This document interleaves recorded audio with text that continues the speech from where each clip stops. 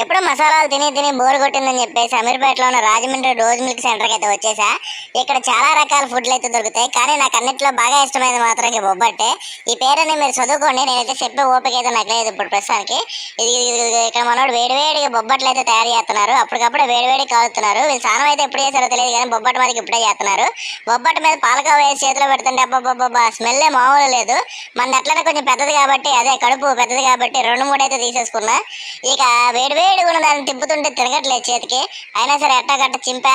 అలా దాన్ని తీసుకొని నోట్లో పెట్టుకోగానే అబ్బాబ్బాబ్బా టేస్ట్ బడ్స్ అయితే నాట్యం చేస్తే ఇంకెట్లాగా అని చెప్పేసి మొత్తం పట్టుకొని ఒకేసారి నోట్లో పెట్టుకుందాం అంటే చేతికి దొరుకుతలేదు.